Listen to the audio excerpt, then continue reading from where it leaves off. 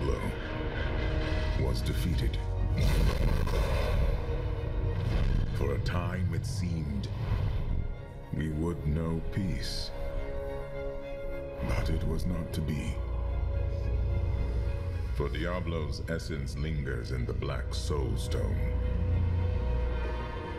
I cannot destroy the stone, nor allow its evil to remain within the heavens.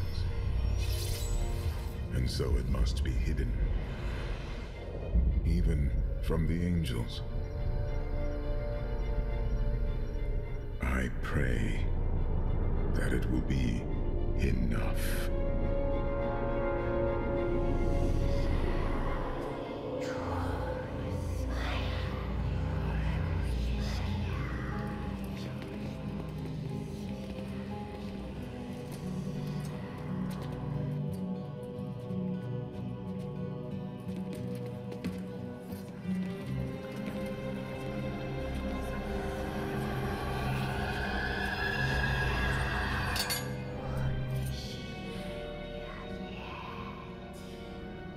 You have done well, Horadrim.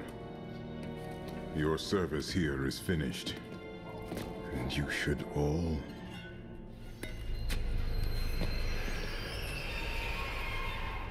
run.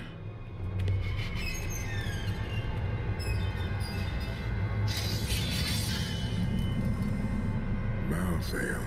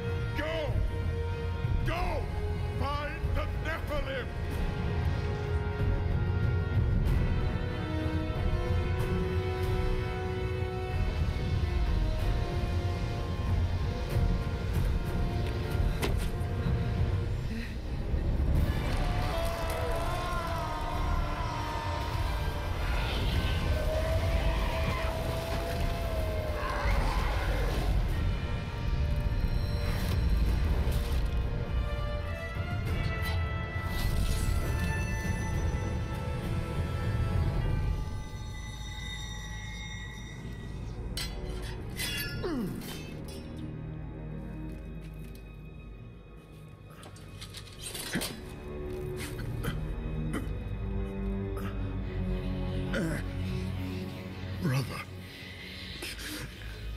why?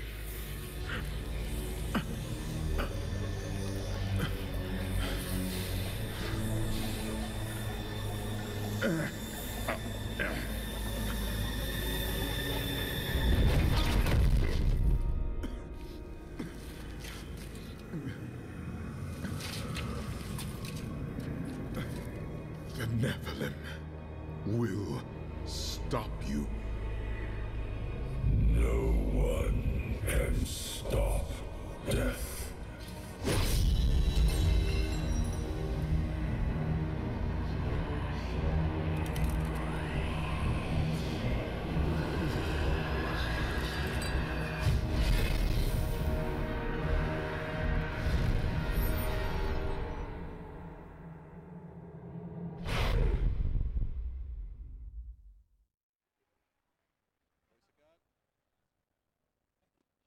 Welcome to the Diablo 3 Reaper of Souls cinematic introduction, bringing death to life panel.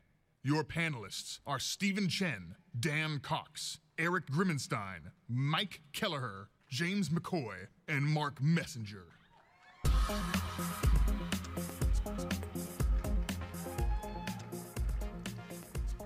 Thank you. Thank you very much for coming to the BlizzCon 2013 Cinematics panel. I appreciate spending your precious BlizzCon time and coming and spending it with us. We're going to delve into that cinematic that you just saw, the Reaper of Souls cinematic. But before we do that, just a couple introductions. My name is Mike Kelleher. I was the CG supervisor on the Reaper of Souls cinematic. But next to me is the director, El Jefe here, of the entire process, Marc Messenger. Next to him is James McCoy, our animation supervisor, and also the director of the hand-drawn 2.5D sequence that you saw at the very beginning.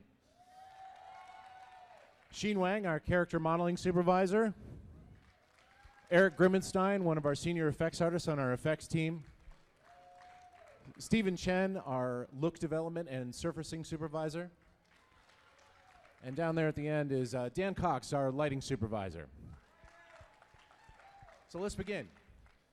So the fate of the Black Soul Stone was one of the very big unanswered questions of the Diablo game. And we knew that we wanted to return right away to that storyline. And we felt the best way to do that was to go back to the hand-drawn 2.5D sequence that we had at the very beginning of the original Diablo cinematics, right? Yes. It just felt, it just felt right. It felt stylistically unified to be all flowery, And James and I worked very closely with Brian Kindergan and the game team to create, what do you want to call it? A little... Like a buffer? A story buffer. Yeah, that's a great one. To take us from what had been the very clear victory at the end of Diablo 3, and then, we're going to now the new jeopardy of the expansion.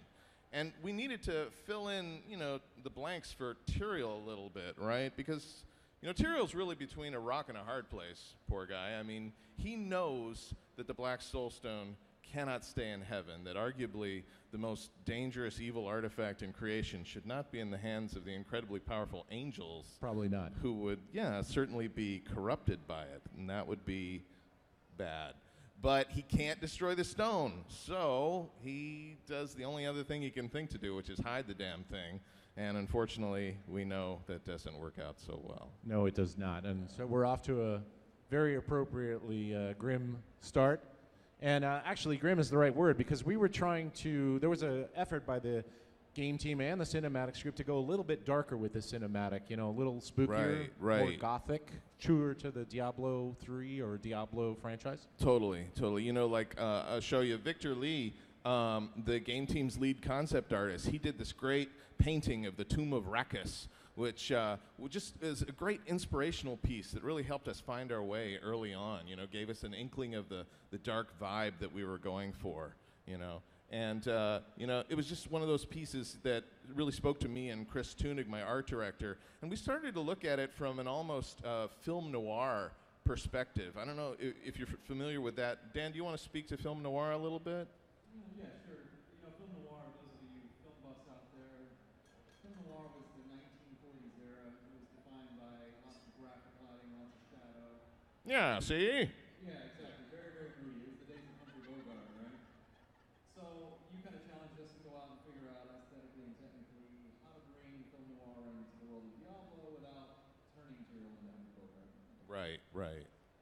Very nice. So a new look, a new vibe, and we had one more new thing to do, really, Mark. We had to introduce a new villain. Yes, the new villain, Malthael, the Angel of Death, who used to have Tyrael's current job. You guys will remember that at the end of D3, Tyrael ascended the magical steps and took his place on the Angiris Council as Wisdom, which used to be Malthael's gig. But Malthael's been AWOL for a while, and something happened to him out there in the ether. He's come back with a decidedly different opinion of humanity.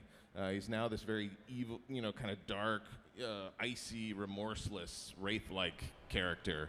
And it took all our departments in cinematics to help bring those attributes to life. So a very challenging character. Sheen, do you want to tell us about how you approached that? How did that go? Thank you. Yeah, I'm going to talk about the modeling process. Here's the final concept we received from the concept artist, Josh Tallman, and also Matthias and Daniel helped design the wing effects and details. So right after that, we start creating the very simple geometry for 3D pre-visualization purpose. As you can see here, it's very simple geometry. The goal is to lock design, lock the volume, lock the proportion. So in order to make sure the translation from 2D to 3D it was successful. So basically we can have a very solid start. So here you see the very low poly. From low to high, our lead modeler, Chen and another character modeler, Till Oswalden, they put lots of heart and soul into it. Here's a little test, one of the many tests they have been doing for the make sure the Matthew looks not only good on still, in still, but also in motion. These little tests make sure, like fingernails, all these little details. So here's the final model. Chen and Till did a great job in terms of putting the details, make sure the character as live as possible. Very nice. So that's pretty creepy. James, obviously this character doesn't have some of the things that you could rely on to get a performance. How did you overcome that? Well, for animation, for Malthael, we really just wanted to make the archetypal Reaper, but do it in our own way. For him, Malthael was a challenge because we wanted to make him interesting, even though he had, a lot of limitations like no face. But the thing is, people are naturally afraid of someone with no face and no emotions. So you just like if someone's staring at you, not saying anything. That's really creepy. Stop doing that. Very spooky. It just makes you feel very uneasy. So we really wanted to play that up, make Malthael feel very unpredictable. So 1 minute he's very calm, and the next moment he's explosive. So the costumes also helped us get into character, but they also helped give the actors the same limitations as our CG characters. We learned that the hood of Malthael was very important as far as establishing the head direction and communicating through body language. Malthael also has a very interesting way of getting around. He floats above the ground. And to get this look, we really couldn't do it by ourselves. We needed the help of our cloth and simulation team, really. So here's a great example of how animation team and the cloth simulation team work together, integrate our workflow, and make the final character look of Malthael, all together. Here's the final cloth sim. And a really good simulation on Tyrael, too. Yeah. And the cloth and simulation team, they did something else really great for the animation department on this show. They made us a new tool. In the beginning, beforehand, our characters would look like this, like the white characters with just the bones. Now they look like this, where we have the bones plus real-time feedback with the cloth on the characters in our scenes. Very helpful. It sped things up. We still have to give our assets over to simulation. They have to redo the cloth and make the final one, but it made the process much, much better. This is an example of one of many tools that our rigging team made, our tools programmers made, to help us get this show done. Hats off to them. Thank you all to the tech guys and the tech girls. Very nice. So that's Malthael, but you were also very interested in doing more with Tyrael, that's right? Yeah, and it's fun. These two characters are such great contrast to each other. So, it's really exciting to work with them both. We found when doing the character stuff that oftentimes the little things, the subtleties, are as compelling as the big action pieces. So we try to seed this stuff in wherever we can. I got a couple examples. Yeah, if you can click for me there, thank you. When the stone is first lowered into place, into that contraption, when it's first locked into place and secure. Yeah, right. We check this out. The little look of the sigh of relief on Tyrael's face. It's just a very little thing, but it's something to indicate the intense pressure that this guy has been under, and this weight that's lifted off his shoulders, albeit momentarily. Another little moment is like when Malthael first slides out of the darkness, right? And he's very still, and we're wondering what's he going to do, building suspense. And all he does at first is just cock his head very slightly to the side. And again, it's just a little bit of business to suggest maybe an aloofness, or just maybe even the icy sort of idle curiosity of a serial killer. Now, if we were shooting live action, the actors would bring this stuff to the table, but we're in CG land, so it falls to us. We got to really dig it out. We got to cultivate this stuff ourselves, and that most of that workload really does fall on James and his animation team, right? That's right. Thanks, Mark. Yeah, sure. So I'll talk about that a little bit. Our process begins with this. We shoot live action. We get everyone together in a room with props and costumes, and we rehearse all these roles until Marc feels like we're getting somewhere. Marc's right there watching the whole thing and acting himself. This is my favorite part of the whole process. Marc likes to make all the costumes too. You should have seen that panda costume. So we really think with an artistic mindset first. The technical stuff comes later. We really just ask ourselves, how can we make these scenes more convincing? And the trick behind it really is to do this and rehearse enough times that you feel like you're not trying anymore, and that you feel like you can kind of let go of how silly you might feel, so you can really get into the character. Then what we do is we review all the takes with Marc. We together pick out some of the best takes. We think about how we're going to construct these performances with our CG characters, pose by pose and animation. So we look at the really important gestures that are happening in the acting, and we exaggerate those. We push those up. Anything else that's not important to the story, we just don't animate it. We simply just remove it from our plans. Okay, so the next video you're about to see is all about Tyrael and his guardsmen, the Haradrim. Now, for these guys, I was very particular about their motion, so I put together what I call like a style guide. And you know, over the years, we've gotten much better at acting. We've just been doing it a lot in the room here with Marc. Oh, yeah. So if there are any Hollywood casting directors out there, feel free to come talk to us afterwards.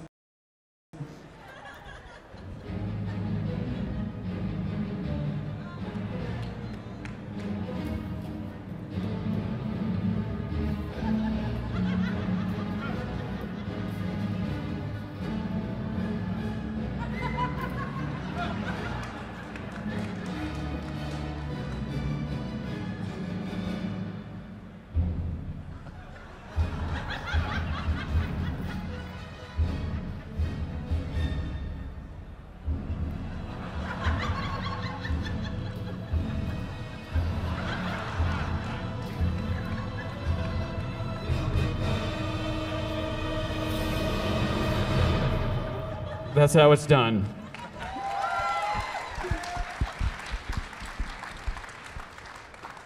Okay, so early on before this show, one of our animators was doing a study on facial animation. His name's Chen, and he wanted to try to make our characters more believable. So what he did is he went and he shot video reference of this person here, who's Angela. She's our wonderful producer. She helped produce this panel. Thank you, Angela. Yo, Angela. For being patient with us. So what Aaron did is he went and he drew dots on her face with a permanent marker, and then he put corresponding dots on the CG character. And then he animated as close as possible to the video. Everything that you see here is all keyframe animation. There's no motion capture. He really just wanted to animate and learn and raise his level of observation and try to pick out all these micro movements and micro expressions. So here's the final result of the study.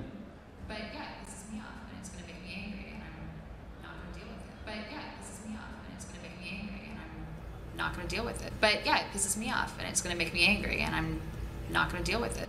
She's like that all the time too, yeah. So we really learned a lot from this study and we wanted to put it in production. This was just a test. But in order to do that, we had to better isolate the filming reference of the face. This was just a tripod. So we had to investigate a helmet camera. You look so happy. This is when I just tried on the first helmet camera. This allowed us to see things we've never seen before on the face. It's just something you absolutely cannot see on the tripod.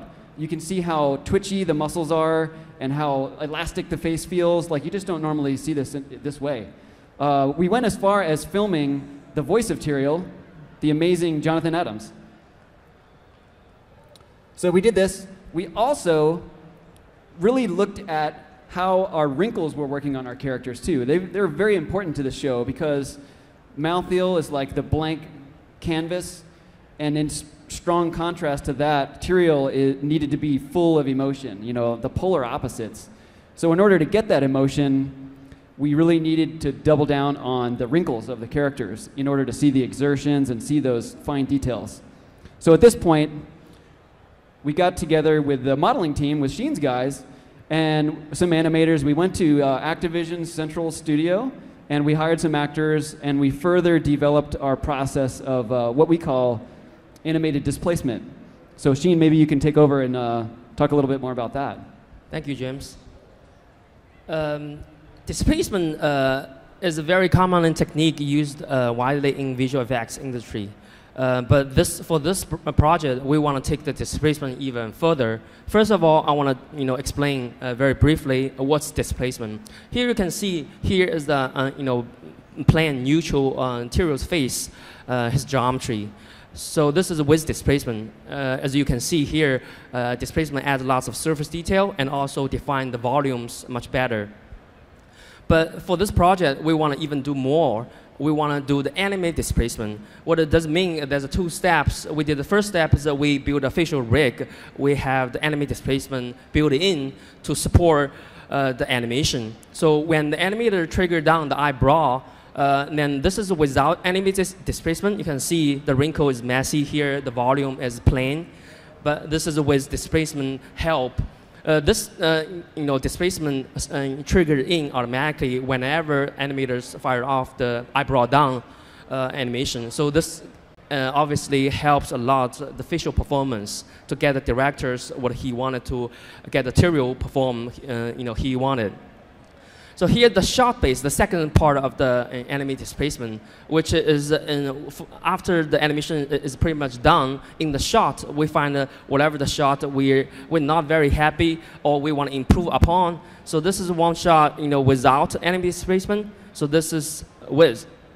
This is another shot without and with, without, and after displacement. So displacement is a subtle details, but actually in basically all these last 10% of a subtle detail support the facial animation. And then this is when we put it all together. We have all the reference from the helmet camera, layering on the wrinkle maps, and then putting it all the way through lighting, all together. Run.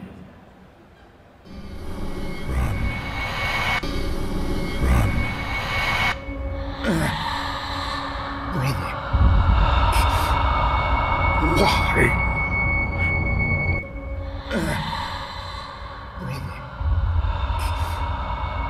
Brother. Why? Awesome. Thank you. We didn't stop at the animate displacement. For the past years, me and James, we always want to improve the facial performance. So I think one way is to start it from the real life. So here's one of the preview that are rendered in Activision's in-house real-time skin shader system. What the test is, we wanted to start it from real life. We try to capture the real person's facial expression, but actually map and transferred by using the tools onto our virtual character, Tyrael, on this case.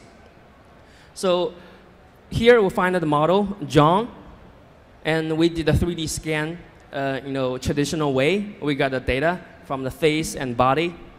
So, and also that's the important part, we use Activision's in-house multi-cam system to capture the facial expression of the John, which followed by the facial coding, acting coding system. So here's the raw data we got. The modelers, was amazed by the details and the, subtle, skin deformation details from the scan system. But this is raw data. How can we transfer from John onto Tyrael? So we provide a production mesh to one of the technical art director, Bernardo Antonio. So he used his tool to transfer the geometry onto John's volume. It's already with Tyrael's geometry edge loop, but it's John's volume. This is after cleaning up. So here we made established the connection between John and Tyrael.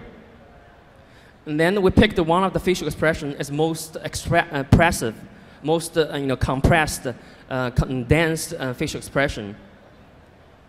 And we set up the neutral on himself, and then we successfully using the tool to transfer from one to the other. So here's a little video that test video done by himself. Actually, that's Bernardo's face. Just for testing purpose, how the system works with one facial structure to the other very different kind of facial structure. The transfer was very successful. You can see you got a lot of stuff out of the transfer. So we decided to extend to one more step is my attractive face. That is an attractive face right there. Super hot. In the end, we learned a lot. I think me and James are working very closely for the future projects to improve our facial performance pipeline. Hopefully, we'll get something even better for you guys. And I have to thank Activision for allow us to work with them. All right.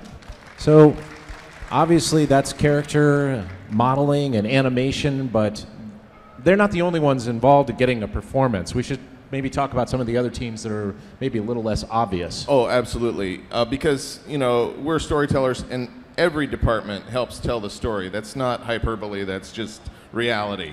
The example I'd like to give is effects, which it was integral in this confrontation between Tyrael and Malthael. Which is, we developed it, took on this very personal vibe.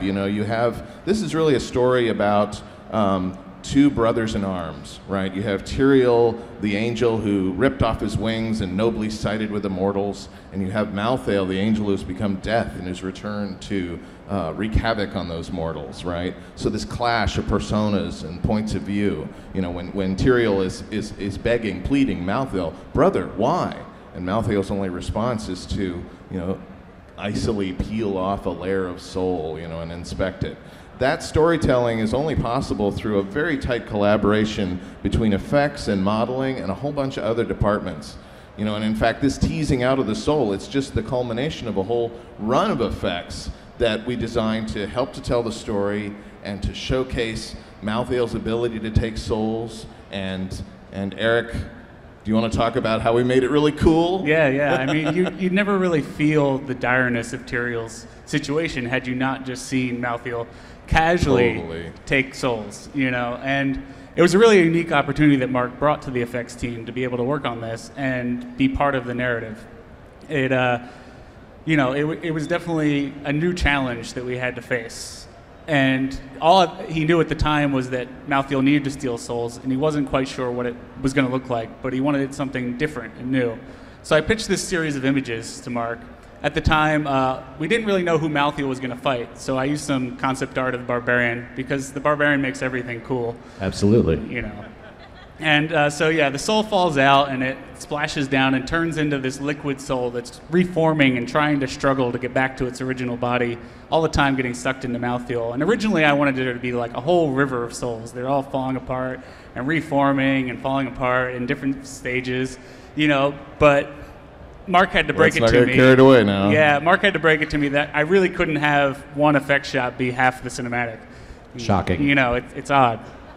So we cut it down and pitched it to the story team, and they came up with this nice, clean, shorter version, which was actually really cool to see. It was in there as part of the story and working with the narrative, and it was just great to see it all flow together. So we took that, and once we knew it was kind of going to make it in, and this was the effect we were going with, we took it to concepting, and they created this image, which was kind of like a proof of what the final render could look like. And once we saw that, we really knew this is what we wanted. But there was still one question left, and it was kind of a big one, and that's how are we going to make this? So we kind of started the same way animation does, with reference, but we have a camera too. But at the same time, we take things to a bit more of a technical level in effects. We use a lot of highly specialized tools that really track all the data, and it's really sophisticated technology in a really controlled environment. This looks like science. Yeah, you can see some of all this going on right here.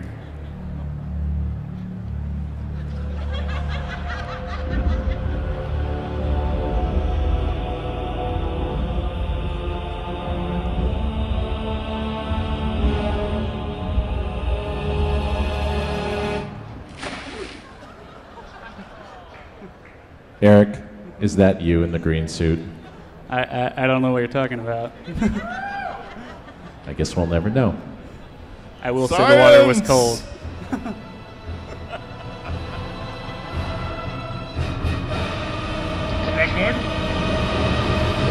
Yeah, so that was not good at all. Didn't help with anything. Although we did learn one thing from that, and that it's best to kind of leave this sort of thing over to our friends in animation. So James, you want to talk about the animation for this shot? Well, that's exactly what we would have done. That's actually what we did. We just didn't tell you. But what we did with animation is we really got together our teamwork. We worked closely with the effects team. Teamwork is a really important thing at Blizzard. The first thing we did was one of our lead animators, Ricardo, did this test animation using the only rig we had at the time, which was the captain from Pandaria. And that gradually evolved into this other blue ghoul, which is the final animation, over many, many iterations, back and forth between the two teams. And the final blue ghoul ended up being a lot more like noodly and stretchy to match more and integrate with the water effect. Yeah, animation really gave us something great to work with. And once that was kind of squared away, I could focus on my challenge at hand. And that was like, how are we going to change liquids into shapes? And it turns out there's actually some really great techniques for doing just that. And with those, you can do things like this, where you take a cube and you turn it into a bunny rabbit. I mean, because what says evil like a liquid bunny rabbit, But the problem with that is when you take that to an animated character, you get what I call the bubble man. And basically, there's too much liquid to really form all the details, so you kind of lose a lot of the fluid nature, but also lose a lot of the original character animation as well. So we thought maybe we could just emit a little bit of liquid off of the character, and that actually does something really cool. You start to get some of that fluid nature back in there, but it wasn't the total answer to the problem. So we thought, well, if emitting a little bit worked, why not emit off the entire character? And so the bridge doesn't fill up with liquid. We attract it back to itself, much like we did at the beginning. And that actually does some really cool stuff. And as you start pushing that more and more, you get lots of detail, and you really keep that fluid nature that we were after from the beginning. And it was right around this time that we actually got the finished animation, and so we could really just crank it up to 11. And at this point, we start throwing more particles at it, and there's so many particles, it starts to look like a smooth surface. There's roughly about 110 million particles at this point, which is 10 times the number of particles we actually use for flooding Thousand Needles in the Cataclysm cinematic. So we might have gone a little overboard, but I think it really helped. Nah. But if that was enough, we then also add back in that dripping simulation that we were doing at the beginning. And, and you always need more detail, so we add in a foam simulation. And with that foam simulation, it just kind of rides along on top of the other simulation and really accentuates the details in certain areas. But if that's not enough, why not throw even more particles at it? And we do a secondary splash pass. So with this, we start getting more particles thrown around, add in more detail, and that brings our particle count to well over 200 million, which is probably one of the highest particle counts we've actually hit on the cinematics team. But we still need to render it at this point. So one of our effects artists, Matt Cordner, generated all these passes that you see on screen now. And these get passed on to the compositor and just allow for a lot of control for them to be able to give that final look that you see on screen. And the compositor for this shot, Jason Hill, then takes all that stuff and puts it together into the final image. And as you can see as we go through this, there's actually a lot of other effects going on in this shot other than just the liquid soul-sucking effect. At the beginning there's the energy shield, there's the death smoke throughout it, and even Malthael's wings at the end, are an effect of themselves. So there's a lot of hard work that goes into every single shot, effects-wise. And the effects team in general, we do a lot of our own shading and surfacing stuff. For the rest, we have a whole surfacing team that does it. But real quick, I just wanted to show a really nice collaboration that was between the effects team and the surfacing team. And I could do an entire talk about the mummification effect that was done by one of our artists, Hosut Chang. But for now, I'll just kind of leave you with this eye candy and pass it off to Steven to talk more about surfacing. Thank you, Eric. Let's talk... Oh, Eric, everybody. Thank you. Let's talk a little bit about the pre-production process for the surfacing team. These are a series of photographs that we did, and they are done by our former look development supervisor, Finn Till. And the way we do this is we actually will go out to Hollywood, to some of the prop shops there, and we will rent props, weapons, cloth, costumes, and bring them back to our studio and set it up and do these photo sessions. Here you see is Malthael in our photo study. And this is an interesting one. This is very early on. Tyrael is supposed to get his ass kicked really bad. So we did this photo study, but as the story goes forward, our director Marc Messenger actually decided to move away from this. So we never really got to use this as a reference. I'm sorry, Steven. Yeah, we'll do blood next time. Yeah, we had a great blood shader made. Maybe next time. And here's hologram studies. These are really cool tools, this little photo shoots, because very early on in the show, without any assets being created, we can work with the director and the art director and do these quick studies to explore moods or color, lighting, materials of the show very, very early on, and it's very cheap as well. And here's an example how we use these photo studies. On the left-hand side, you see Malthael, and that's the photograph from our photo study. And on the right is all CG, it's all computer-generated images. And it's us trying to replicate the materials we see from the photo references. For example, the sphere, the metal sphere on the top, is us trying to replicate the metal from the armor. Also, we have some cloth renders and also some silk studies. Take a look at Malthael here. We did a fairly good job with the limited resources and props, and we managed to capture the creepiness and the nice creepy silhouette of Malthael.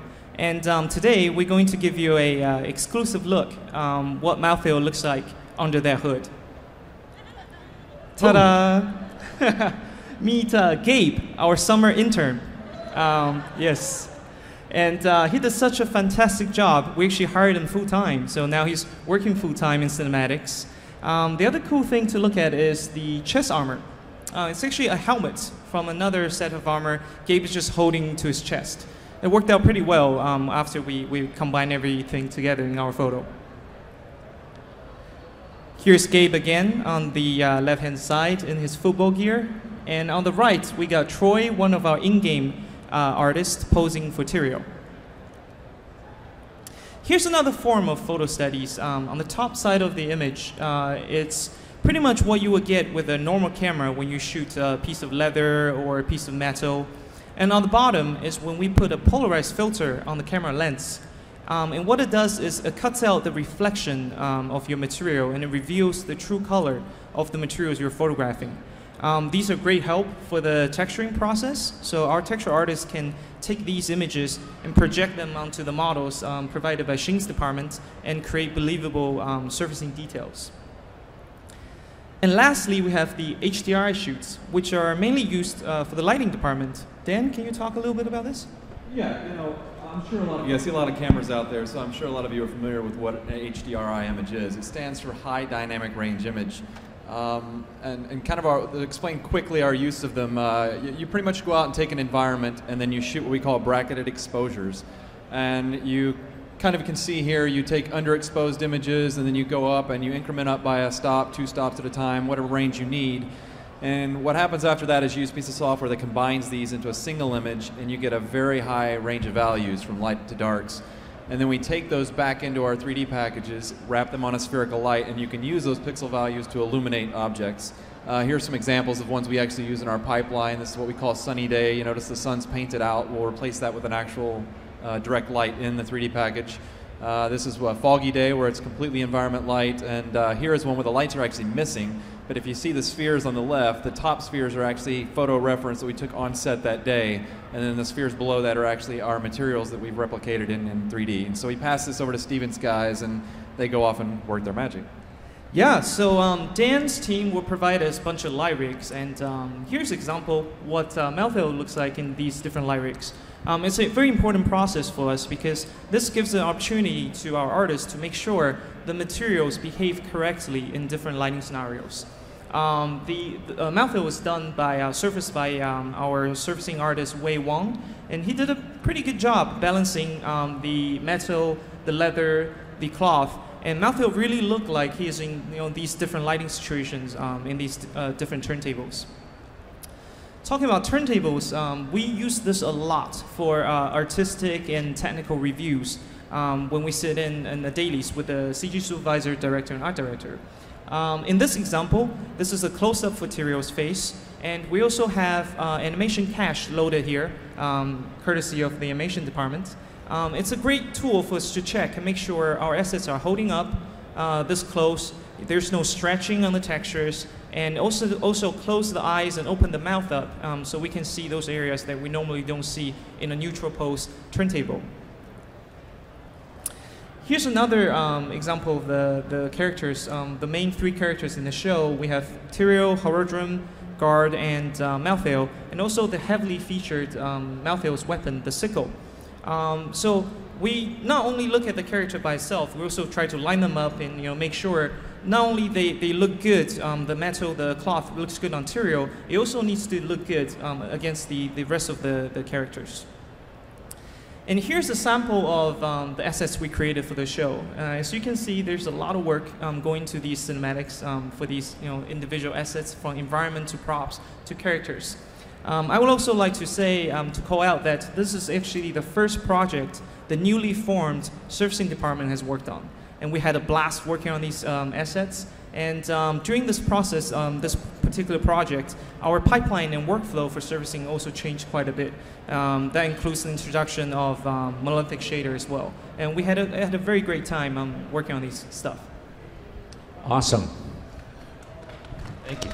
So now we're approaching what we like to call the back end of our pipeline, where we take all of this hard work and we actually hand it to our lighting team, who's really responsible for crafting the look of the cinematic and the image as you see. So Dan, can you tell us some of the techniques? Sure. As we talked about earlier, you and Chris, Mark, you guys approached us early about the film noir. And as all these guys were working, doing all the upstream stuff, we were kind of gathering reference on our end. And we also are handed at the beginning of the show, every show, what we call a color script. And these are some just cell drawings of essentially every shot in the cinematic. It's well thought through at this point. And as you can see, they're taken to a nearly finished stage. But we're not necessarily supposed to take everything literally, but it's supposed to really serve as a style guide for us.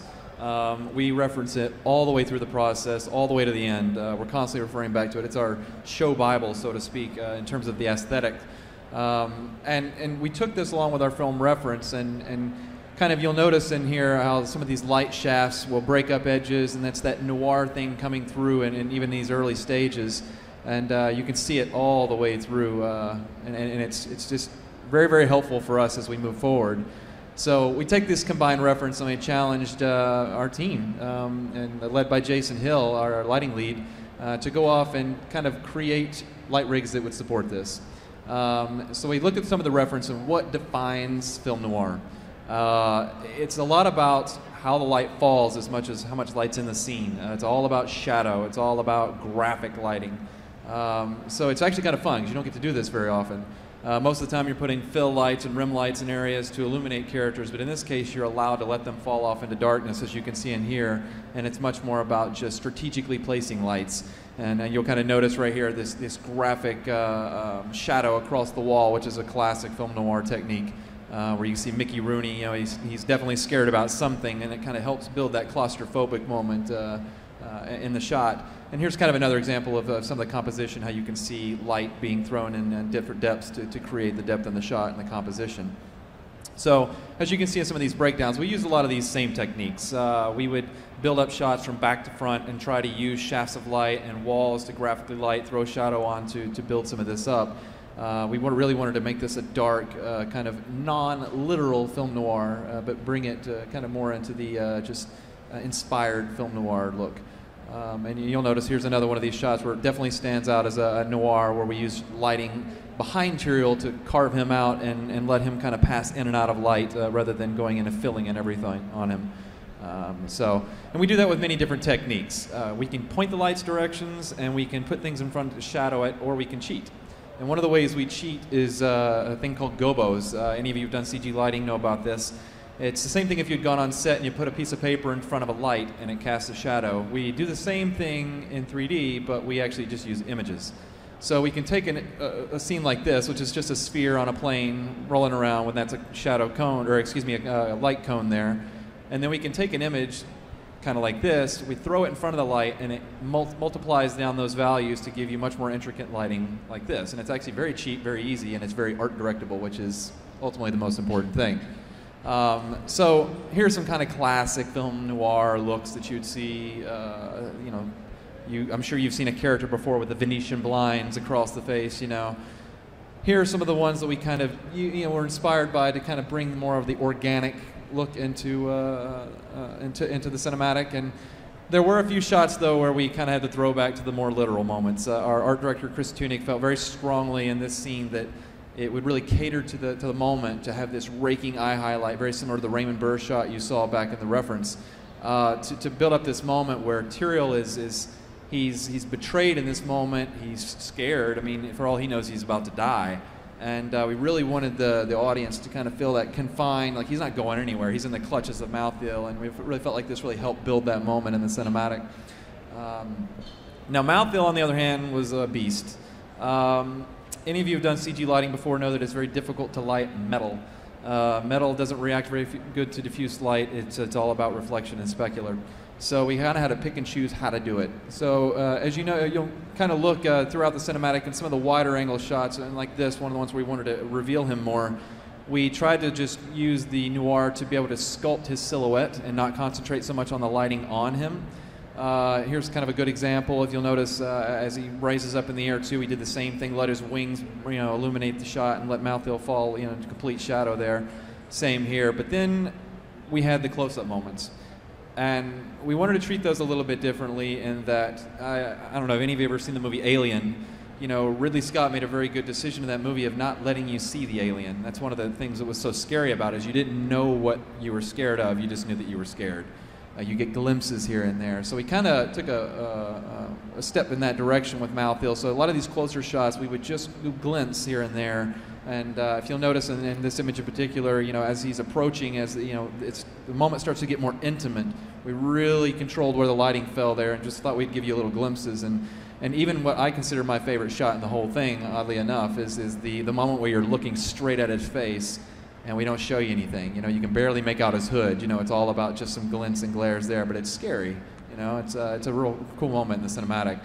And then we had a couple other challenges. Our environment was this Tomb of Arrakis, and it's very big, a lot of geometry, and we're a full ray tracing pipeline, so that's a lot of rendering. So we kind of had to figure out a technique, or a couple techniques, to ways to get through this. With our environment, we chose a way we call pan and tile. It's where we took our full 3D environment, we lit it, and then we put a camera in the middle of it and rendered a full 360 degrees, as you can see in this image here. And that provided us with 6 high 4K images that we could then take back into our comping package, Nuke, and reproject spherically onto a sphere and bring our 3D cameras for the shot into that, and then voila, you've got a very simple, easy background that you can have movement in.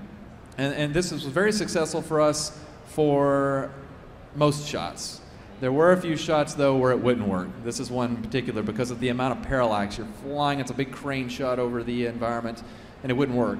So our matte painting lead, Anthony Eftekari, took one of those single frame images from our actual 3D camera, reprojected that back onto some decimated geometry in Nuke, and then he took that and painted all over it just to kind of really touch it up, art direct that moment as much as possible. It was just another really great tool. And then we went back in and added our 3D geometry and 3D renders back over that to build the final scene. And it was just a cool moment where a couple departments kind of come together and figure out the best solution for a shot, really. And we were really happy with how it turned out. Blizzard decided a couple of years ago that it was in the best interest of the studio moving forward with the amount of content we're going to be creating to create our own in-house lighting package, which we call Aurora. And Diablo for us was kind of the maiden voyage of that software package. And it was scary going in, but it turned out to be a huge, huge win. So a big shout out to the tech team and development team that developed Aurora, and we honestly couldn't imagine working without it at this point. Yes, I imagine you tried to take it away from the lighters now, they'd start screaming. We would be screaming, yes. Awesome, thank you. So, a lot of tips and techniques going on here, some ways to save some resources. Resource constraints are always something you have to deal with. Marc, was that a problem, trying to tell a story? I don't think we think of it as a problem, do we? It's more like, by knowing your limitations, you know, that can make you more creative. You know the box you got to work in.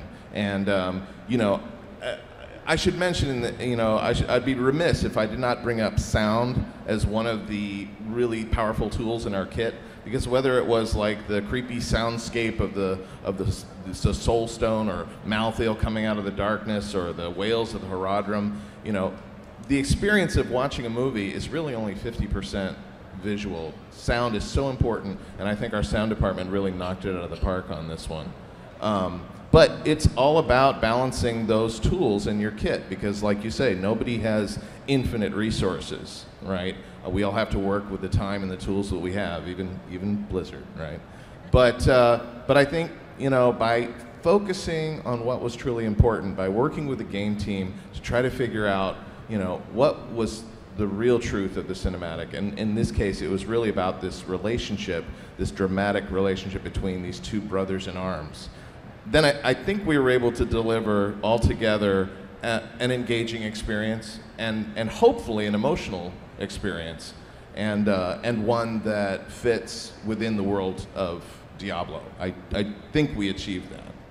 Absolutely. Well, I just want to say from all of us here that from our panel up here, thank you very much for spending some time with us today. I know your BlizzCon time is very precious, and we appreciate you coming in and listening to us. And I also wanted to say that Blizzard Cinematics is a very large group of people, and for every person that you see up here on the stage, there are 20 or 25 people who are not here, and we want to say thank you from all of them to you as well. We have a little bit of time for questions, just a few. There is a microphone in the center of the aisle. If we don't have a chance to get to your question, the entire panel will be over here on stage right, and we'll be happy to answer anything you want. Once again, thank you very much for coming, and have a great BlizzCon 2013. Yes, thank you.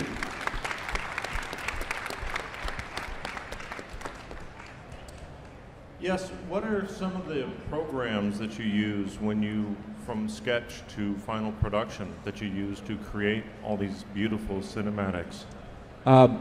Well, down the road we tend to, let me answer this one for a little bit, but anybody chime in if you want. We tend to use quite a number of off-the-shelf programs. So we definitely use Maya, Autodesk's Maya.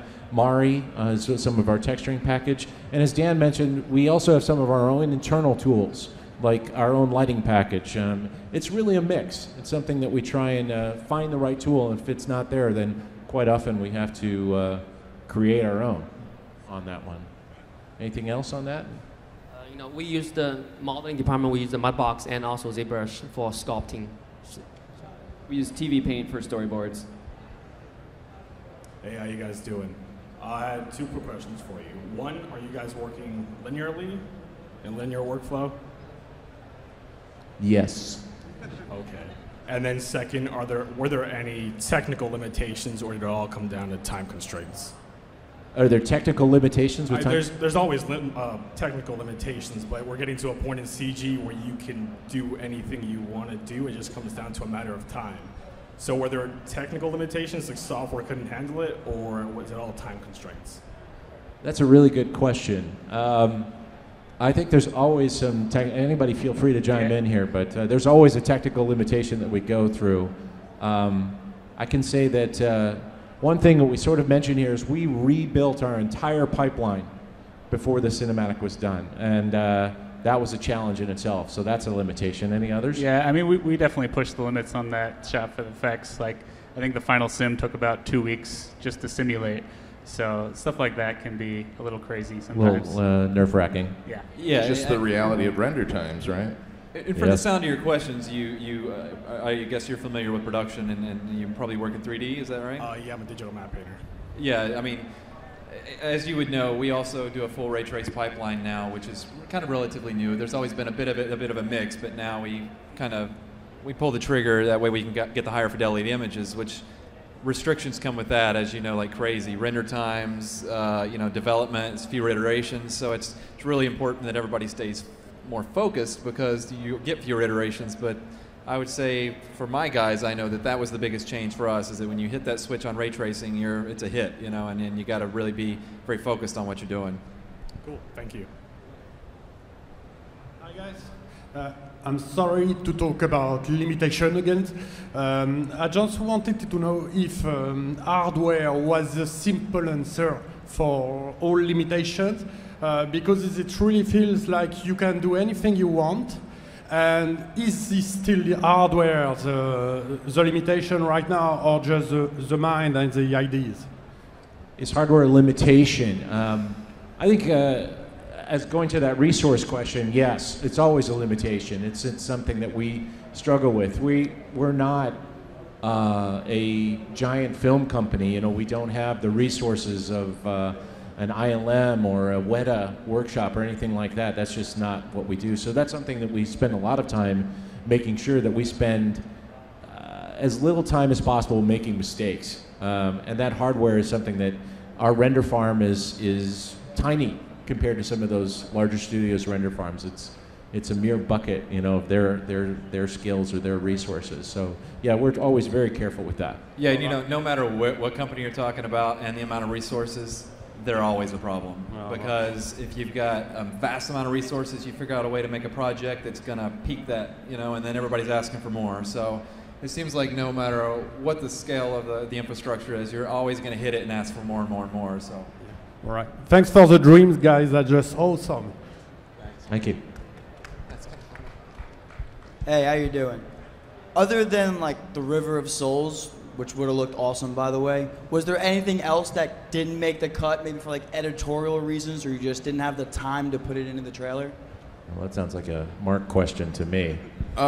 We went through a lot of iteration on this stuff, you know, and yeah, actually, we had a lot of different ideas for how to move forward, and so many of them are on the collector's DVD, which you can purchase.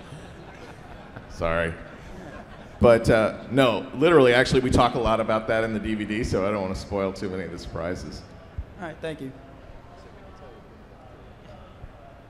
What kind of processor power and how many computers do you need to render something like this? Yeah, as many as we can get our hands on. Generally, our render farm is about in the 500 range, really, and those kind of processors range. It really depends on how old the machines are. You know, some we have machines that are going back 4 or 5 years. We still use them every day of every hour of every day. Obviously, you know, the faster machines you can get, the better off you're going to be. As Dan said, we're in a ray tracing pipeline now, and that means a lot more processing power. And so, yeah, we usually tend to look at server blades for these that usually have 2 or 3 CPUs, 4 CPUs, and as much memory as we can get our hands on. Some of the machines have as much as 64 gigs of RAM. Impressive. Thank you very much. How you doing? I just wanted to know if you ever have any collaboration with the studios that you mentioned, like ILM, Weta, when you come up with anything you can't particularly solve. Do you have resources with those studios and with those special effects houses that you can make a phone call and say, hey, how do you guys do it? Yes, very, very often. I think almost everybody up here and in Blizzard Cinematics has either been at another one of those studios or knows a lot of people at those studios. There's always a back channel communication. You know, you can call up a friend and ask them. We also have technical conferences that we go to. SIGGRAPH, Special Interest Group Graphics, part of the ACM group, we go to a lot. And I believe the animators go to a conference of their own, especially. We go to one in Burbank, CTN, which is next weekend, just for the animation industry, concepting and storyboarding. Yeah, so we definitely do try and do that, and there's always sharing of techniques, or the alchemy recipe, if you will. Facebook really helps. Thank you. Well, I think we're out of time. Once again, thank you so much for coming, and we'll be out next door right here if you have any other questions. Thank you. Happy BlizzCon. Thank you for attending the Diablo 3 Reaper of Souls cinematic intro, bringing death to life panel. Up next, StarCraft 2 update panel.